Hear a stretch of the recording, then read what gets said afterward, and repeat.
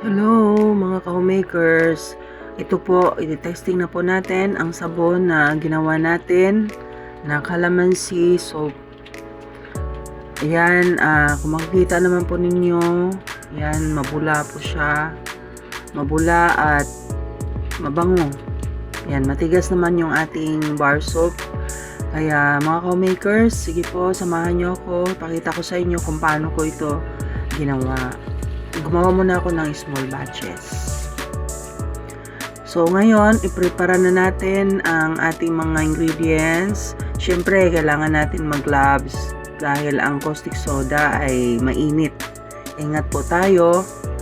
Magsusukat na tayo ng ating mga sangkap. Unang-una, ang ating coconut oil. Ito po, ito yung nabili ko lang po sa palengke, yung ginagamit nating cooking oil. Magtitimbang tayo ng 400 grams. Kasi konti lang naman muna ang ating gagawin. Testing muna kung magandang result, saka tayo gagawa ng malaking batch. Next natin na titimbangin ay ang ating caustic soda. Yan, ito yung panghalo para chemical na para magiging sabon. Yan, so bawal ito mabasa, kaya kinakailangan talaga naka-guantes kasi mainit po talaga ito. Mahirap na matalsikan tayo nito. Magsusukat tayo ng 70 grams. Yan. Next naman ay susukat tayo ng ating distilled water. Kailangan po distilled water, huwag po tayong gumamit ng tubig sa gripo. Yan, kahit anong brand. Susukat tayo ng 140 grams. Kailangan po talagang timbangin ang ating mga sukat.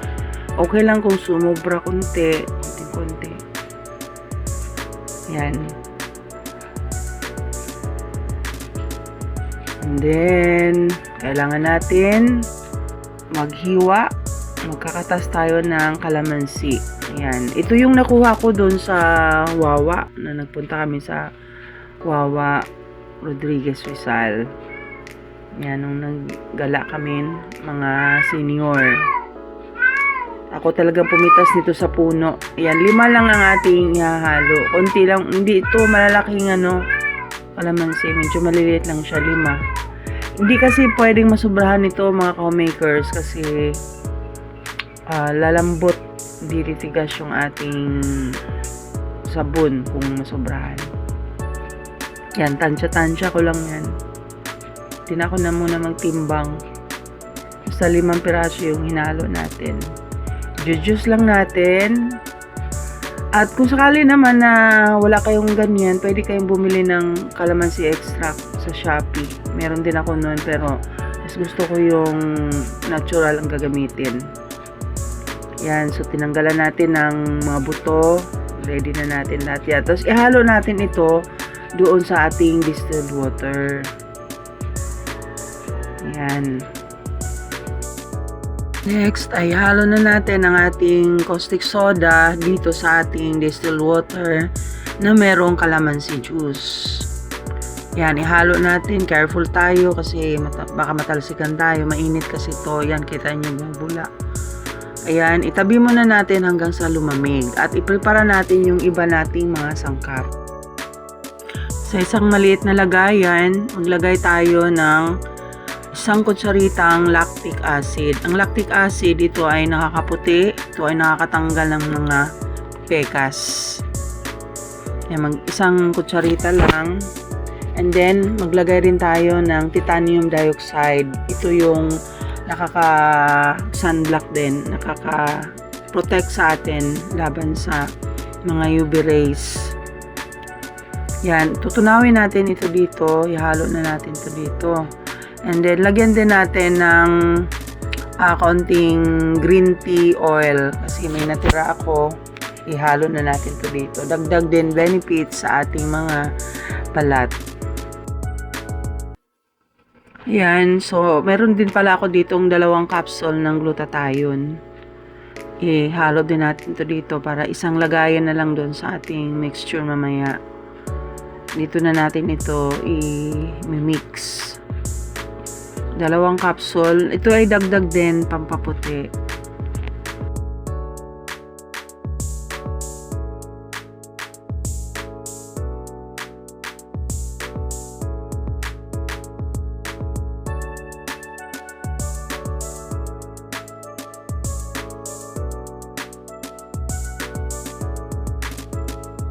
Next ay magtutunaw tayo ng konting EDTA dito sa ating lagayan. Lagyan natin din ng konting distilled water.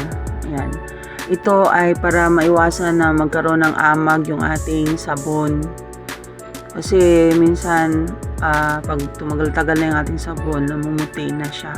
Ito ang nakakaiwas sa ganun.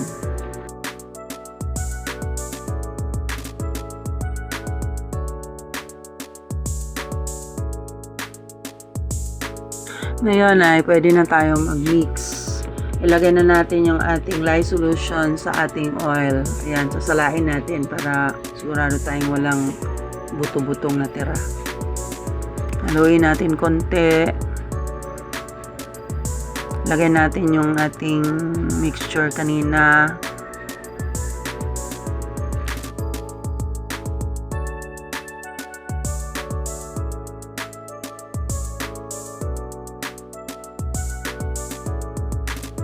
Gagamitan na natin ng stick blender para halong-halo ang lahat ng sangkap.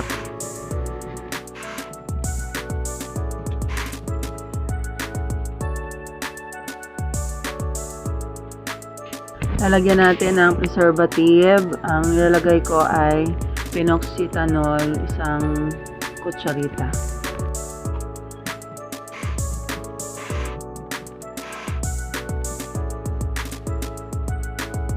Lalagyan natin ngayon ng colorant. Meron akong green dito na natira sa aking dishwashing. Try nating ilagay. Yan. Pero nakukulangan ako sa kulay. Kaya mag-try tayo nito. Lalagyan ko siya ng itong iron oxide na yellow para maging yellow-green. Ewan ko kung anong kalalabasan nito. Try lang natin. Konti lang ilalagay ko. Yan.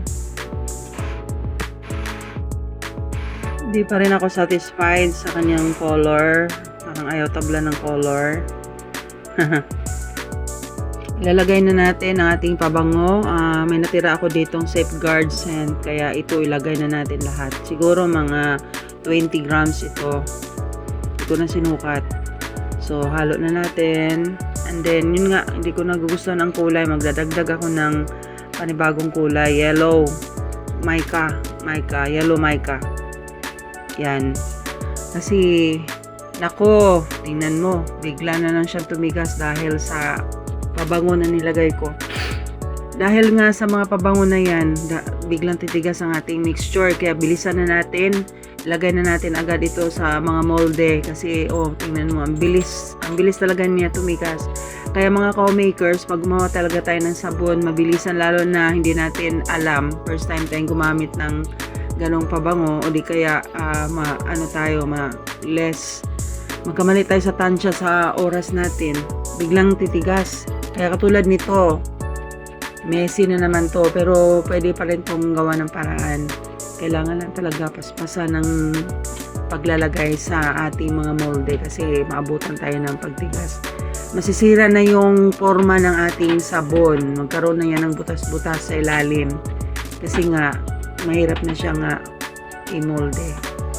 Pero dahil testing lang naman ito, paspasan na lang natin to para magamit pa rin natin yung sabon.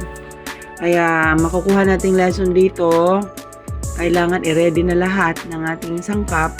Tapos pagkalagay ng ating pabango, konting mix lang, diretso na sa molde.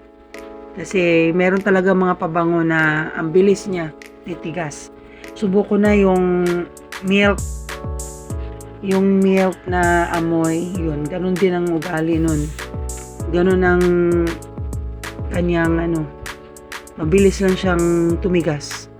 Kaya hindi pa nga natin na ibuhulma, matigas na. Kaya kailangan bilisan po talaga at diskartehan na lang kung paano yan ma-molde mabuti. Kaya kung baguhan kang gumagawa ng sabon, bago ka gumawa ng maramihan, konti mo nang gawin mo para makabisado mga sangkap. So ayan, medyo okay na. Patitigasin lang natin ito. Hintayin natin na tumigas, siguro mga 6 to 8 hours. Ayan, at pag dumigas na, saka natin i-unmold. So, ito, matigas ng ating sabon. Tanggalin na natin sa kanyang molde. Ayan, tingnan natin. So, ito po yung naging resulta sa pagtigas agad ng ating mixture. May mga butas-butas. Hindi talaga siya maganda ang pagkahulma. Pero, anyway, testing lang naman ito. Pang use lang naman, personal use lang naman ito. So, pwede na rin. So, ayan po mga co-makers. Sana nagustuhan niyo yung ating vlog for today. At kung di ka pa subscriber, please subscribe at share. At comment din po kayo para malaman ko kung taga saan kayo at kung nakatulong po ako sa inyo. God bless!